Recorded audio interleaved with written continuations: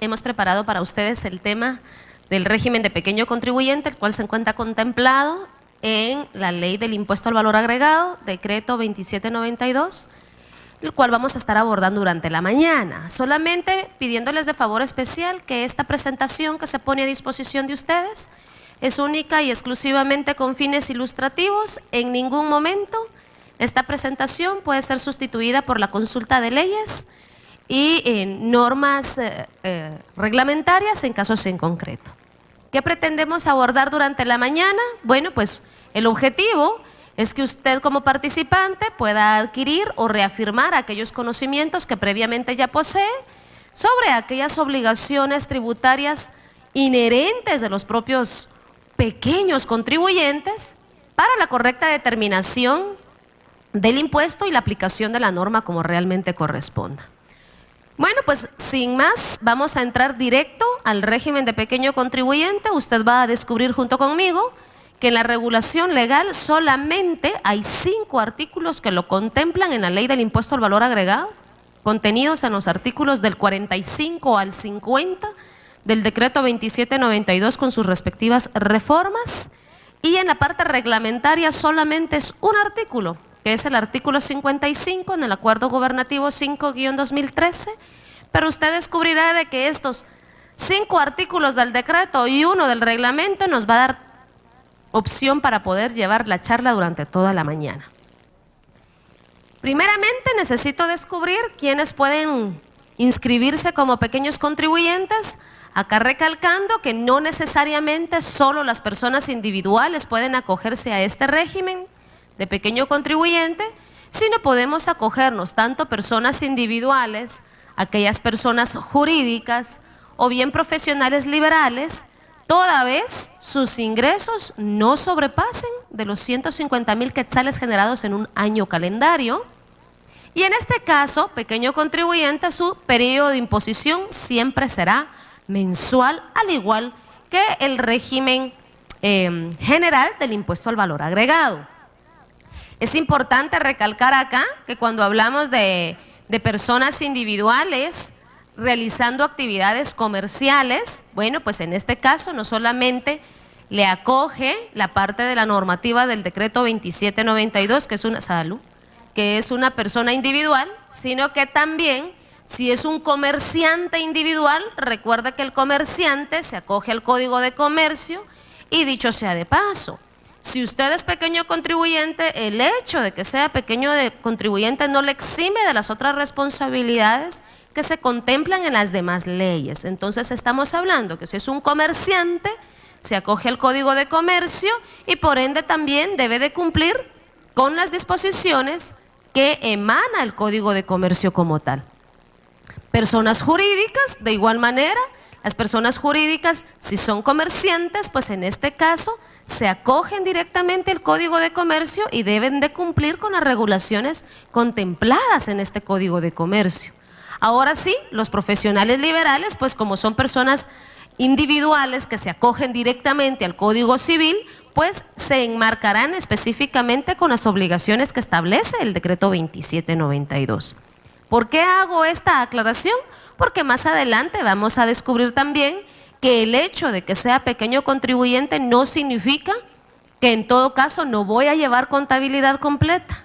Voy a llevar contabilidad completa porque así me lo solicita el Código de Comercio si yo soy comerciante, y normalmente acoge a las personas jurídicas que aunque sea pequeño contribuyente también se encuentra obligado a llevar contabilidad completa y otras situaciones especiales de este tipo de empresas o negocios. Bueno, acá cuando hablamos de los 150,000 quetzales generados en el año para una persona individual, jurídica o profesional liberal, podemos ver a manera de ejemplo que el formulario 2046, que es el formulario donde el contribuyente declara y paga el impuesto al valor agregado correspondiente a pequeño contribuyente, le da un alertivo si sus ingresos han sobrepasado los 150,000 quetzales generados en el año. Puede ser inclusive ahora en mayo, reportando mayo de 2017, ¿sí? Por ejemplo, me estoy inventando, puede ser que sea una persona que es común que cada mes esté reportando ingresos de unos 10,000 quetzales. Sin embargo, tuvo la buena suerte y la buena dicha esta persona que en el mes de abril de 2017 tuvo un repunte en sus ventas y solo por ese mes de abril va a generar ingresos en ese mes de 80,000. Ah, bueno, dice usted, qué rico, ¿verdad? Qué bendecido ese negocio. Bueno, ese mes de abril son 80 más los ingresos que había tenido en enero, febrero y marzo. Bueno, pues entonces habrá que chequear si no sobrepasa de los 150,000. Si en caso extremo ya sobrepasó los 150,000 quetzales, ahora que reporte en mayo esta persona, bueno, le va a aparecer ahí ese alertivo en color rojo, para que la persona no diga yo no lo vi, sino que es así en rojito y en grandecito, ¿verdad? Para que la persona pueda notarlo, en donde le dice que los ingresos reportados para el año seleccionado superan la suma de los 150,000, que solicite esta persona su inscripción en el régimen general del IVA conforme al artículo 50 del decreto 2792 que corresponde a la ley del impuesto al valor agregado. Mire qué interesante, porque este es un alertivo y una de las primeras preguntas que nos hacen nuestros estimados contribuyentes es, bueno, ¿y si me da el alertivo ya no me deja pasar? Bien, lo va a dejar pasar. Eso significa que esto es solo una llamada de atención, una alerta. O sea, sí lo va a dejar continuar a llenar el formulario, sí lo va a dejar presentar su formulario. Pero, como dice el dicho popular, ¿verdad? Sobre guerra anunciada no hay traición. Ya se le avisó que usted tenía que hacer el cambio de régimen. Entonces la persona, se recuerdan que existe también esa obligación formal de ir y actualizar nuestros datos, que ya lo vamos a ir viendo más adelantito. Si usted descubre que ya pasó los 150,000, usted como persona individual debe acercarse a una oficina tributaria y hacer esta regularización, cambiándose de régimen de pequeño contribuyente al régimen general del impuesto al valor agregado. ¿Qué pasa si el contribuyente decide hacer caso omiso de este alertivo y dice, no, como ya me dejó pasar, pues no importa, sigo como pequeño? Ah, bueno, pues ahí tiene usted una desventaja. ¿Por qué tiene la desventaja? Porque en este caso, si usted no va por sus propios medios a hacer la actualización de los datos, la SAT se lo va a hacer de oficio. Entonces, la SAT va a cambiarlo a usted de régimen. Y mire qué interesante esta situación también tan particular con lo del cambio de régimen. Porque usted, al momento de hacerlo de forma voluntaria, recuerde que en el régimen general del IVA también tenemos que pagar ISR. Y cuando usted se cambia de pequeño al régimen general por sí solo, usted decide en qué régimen del ISR se va a acoger. Si el régimen opcional simplificado sobre ingresos, que tributa el 5 y 7% según corresponda, o bien el régimen sobre las utilidades de actividades lucrativas. Cuando usted lo hace por su propia mano, usted decide cuál de los dos regímenes en el ISR le conviene. Cuando la SAT lo hace de oficio, no es que se lo imponga, sino que a la ley así lo establece, que la SAT de oficio le va a cambiar al régimen general del IVA, y como usted no elige, pues la SAT elige por usted y siempre va a elegir el régimen sobre las utilidades de actividades lucrativas. Y usted va a decir, ¡ala, pero ese no me conviene! Bueno, pero va a tener que esperar hasta diciembre para poder hacer el cambio. Va a tener que esperar hasta diciembre, porque en el cambio de régimen del ISR lo tiene que hacer en diciembre para que le empiece a correr en el año calendario siguiente. Bien, entonces, como vemos, la importancia de que nosotros, por nuestros propios medios, vayamos a realizar nuestro cambio de régimen. Aquí un corto comercial. Si tienen duditas o van surgiendo inquietudes, yo les sugiero de favor especial se sirva a anotar todas sus preguntas en la boleta de consultas, así al final de la charla resolvemos todas las preguntas, así vamos avanzando en la presentación. Bueno, ¿cuáles son las generalidades de este régimen de pequeño contribuyente? Bueno, pues la tarifa será del 5% sobre los ingresos brutos totales. Ahí no hay opción a confusión, estimados amigos.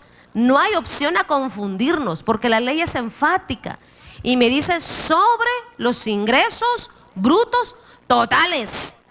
De tal cuenta que para aquellas personas que nos acompañaron el día de ayer, cuando estábamos viendo centros educativos, decíamos que si el centro educativo se acoge a régimen de pequeño contribuyente, pues él solito está renunciando a su calidad de parcialmente exento. ¿Por qué? Porque aquí no le está diciendo ingresos brutos totales menos los exentos, sino le están diciendo ingresos brutos totales. Entonces ahí pierde su calidad de exención el centro educativo, a manera de ejemplo, porque él solito decidió no renunciar, ¿va? Entonces, cuando estamos hablando de entes total o parcialmente exentos, debiesen inscribirse en el régimen general del impuesto al valor agregado. Ahora, para aquellos que estamos como pequeños contribuyentes, pues vamos a tributar el 5% sobre el monto facturado explícitamente por la venta de bienes o prestación de servicios que obtenga el contribuyente. La forma de pago pues será a través del pago directo en las ventanillas de banco, o bien sujeto de retención del 5% cuando este pequeño contribuyente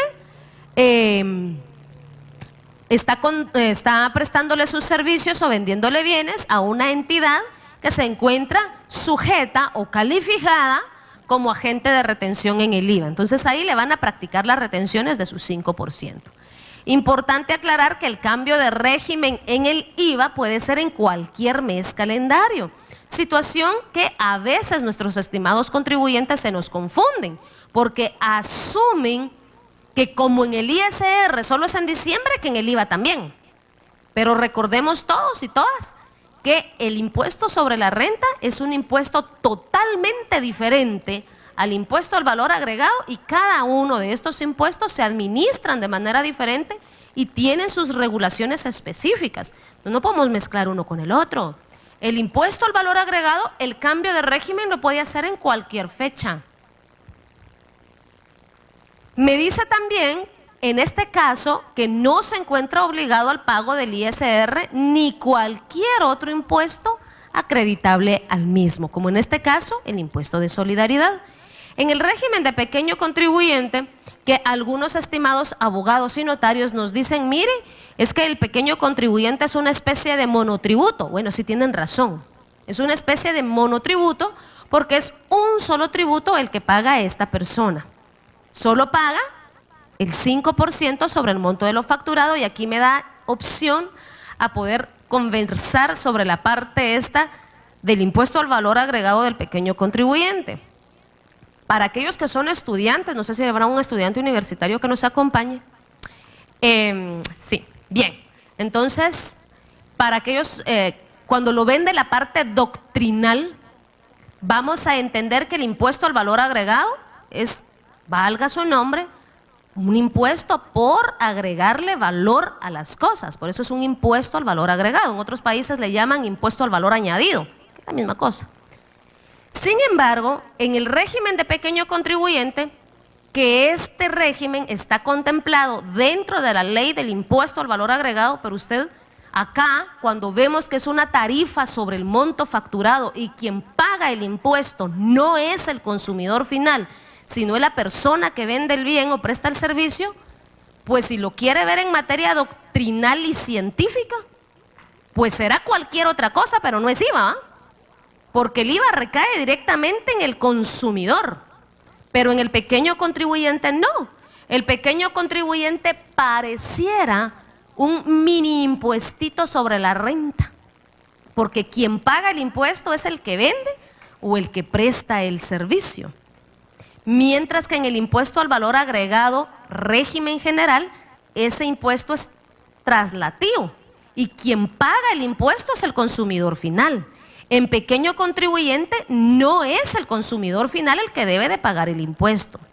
Vamos aquí con un ejemplo rapidísimo para que se me comprenda un poquitito más el ejemplo.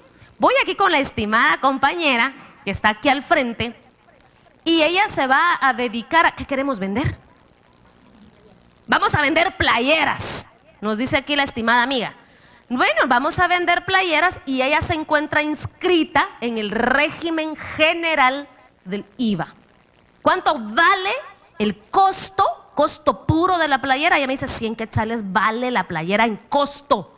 Ah, bueno, como es valor agregado, hay que agregarle el 12%, sería el 112 quetzales.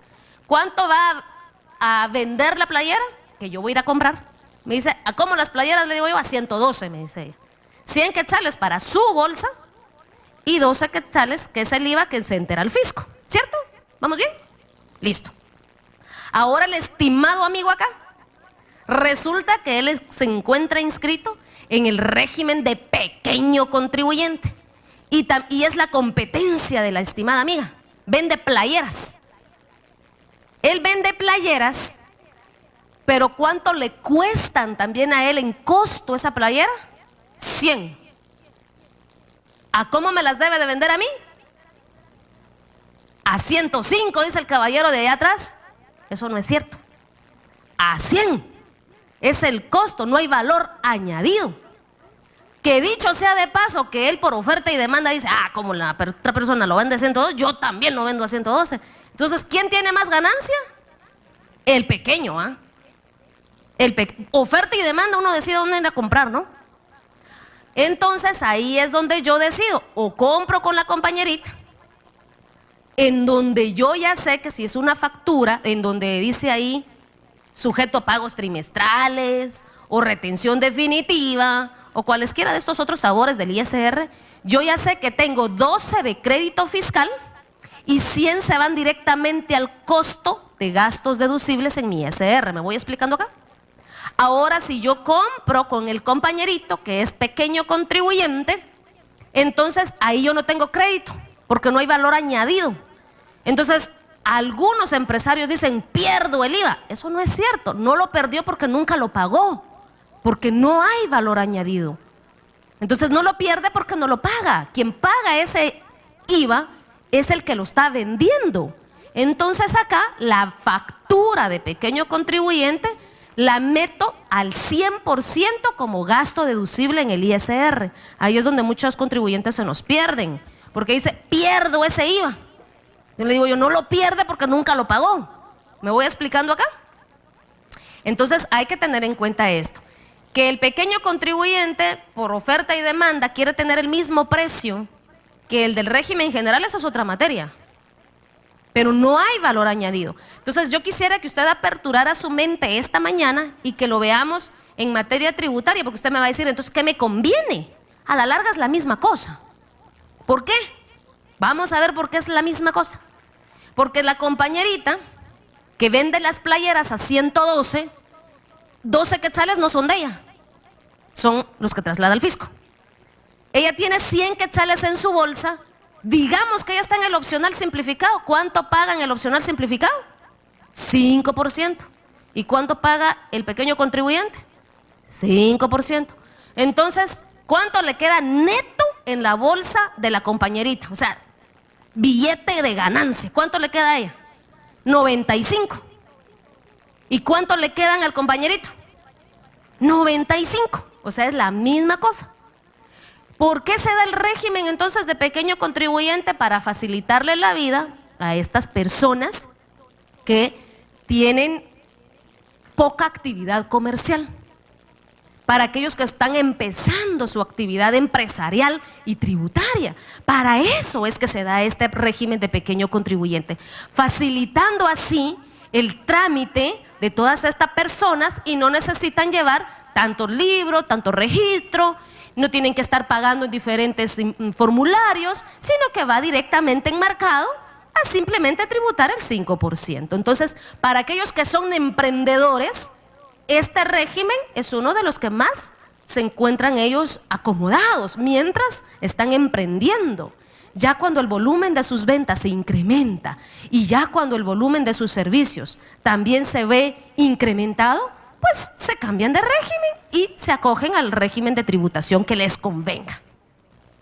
¿Cómo vamos a determinar el impuesto entonces? Dijimos que la tarifa es del 5% sobre los ingresos brutos totales, tanto en la venta de bienes como en la prestación de servicios que obtenga el contribuyente en cada mes calendario. Vamos a ver aquí el ejemplo. Uy, ¿y qué pasó con los números? Se nos perdieron. Se escondieron. Bueno, pongámonos unos valores ahí rapidito, como las playeras. Si yo vendí 100 quetzales, lo multiplico por el 5% de tal cuenta que mi impuesto sería 5. Trasladémoslo también a cualquier otro de los valores. Se escondieron los números. Vamos con nuestros principales deberes formales. Dentro de los deberes formales que se debe de cumplir el pequeño contribuyente, estos no son todos, pero algunos, inscribirnos ante la SAT. Mire qué curioso, la mayoría de contribuyentes primero ejerce actividades comerciales y luego se inscribe a la SAT, lo cual es incorrecto.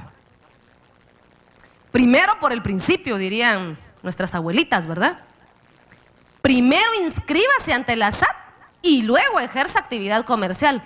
Ay, es que voy a ver si me funciona el negocio. Relájese, no pasa nada. Inscríbase, si no le funciona se cambia y punto, no pasa nada. Entonces cambia de actividad económica y ya, pero debe de inscribirse antes de iniciar operaciones comerciales.